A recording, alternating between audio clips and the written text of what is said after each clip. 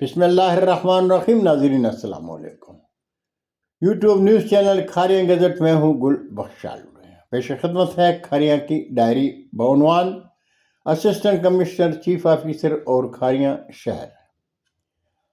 ناظرین، municipal committee Kharian کے chief officer Khawar Javed Gujjar سے ان کے آفس میں ملاقات کے دوران مطالبہ کیا تھا کہ کھاریاں شہر میں راشا بازار کے الفتح چوک پر سبزی، فروٹ، منیاری فروشوں اور چند چی رکشے والوں کا قبضہ ہے. راشا بازار میں تاجر برادری پوری دکانیں تڑوں پر سجائے ہوئے ہیں، لیکن چیف صاحب وعدہ کرنے کے باوجود کوئی کارروائی نہیں کر سکے.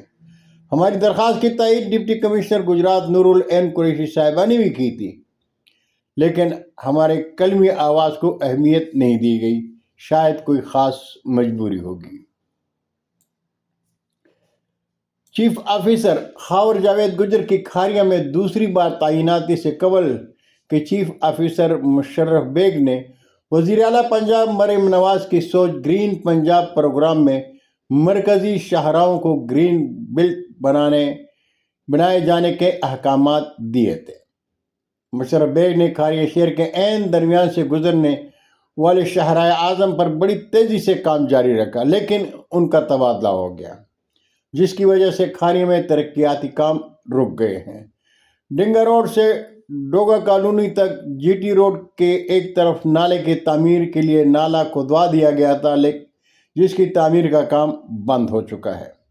جی ٹی روڈ پر اوور ہیڈ برج کے دہلیز پر شہر کی خوبصورتی کے لیے چمنزار پر کام تیزی سے جاری تھا، لیکن اس پر بھی کام بند ہو چکا ہے.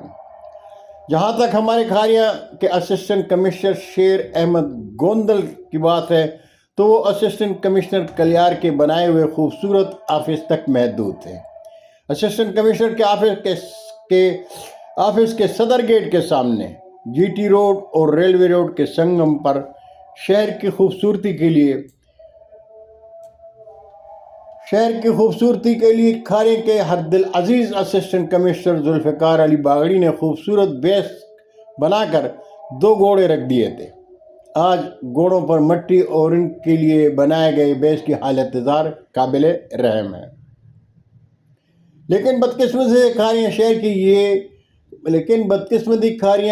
کی یہ ہے کہ کوئی بھی افسر اعلیٰ کھاریاں شہر اور شہریوں کے لیے کوئی کارنامہ سر انجام دیتا ہے تو اس کے تبادلے کے بعد آنے والے افسران اپنے پیشرو کے کاموں کو نظر انداز کر دیا کرتے ہیں. سوال پیدا ہوتا ہے کہ چراغ تلے اندھیرا کیوں ہے؟ کھاریاں کے اسسٹنٹ کمشنر میاں مظہر اقبال، اسسٹنٹ کمشنر ذوالفقار علی باغڑی، اسسٹنٹ کمشنر ڈاکٹر افشار رباب، اسسٹنٹ کمشنر کلیار کو اگر کھاریاں کے معززین یاد کرتے ہیں تو اس لیے کہ وہ صرف اسسٹنٹ کمشنر نہیں تھے، معاشرتی زندگی میں عام شہریوں کے دوست بھی تھے. بہت شکریہ ناظرین، زندگی نے ساتھ دیا تو برقی رابطے میں پھر ملاقات ہوگی.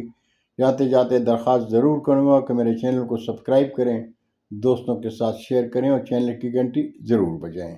اللہ ہم سب کے پاکستان کا حامی و ناصر ہو. پاکستان زندہ باد.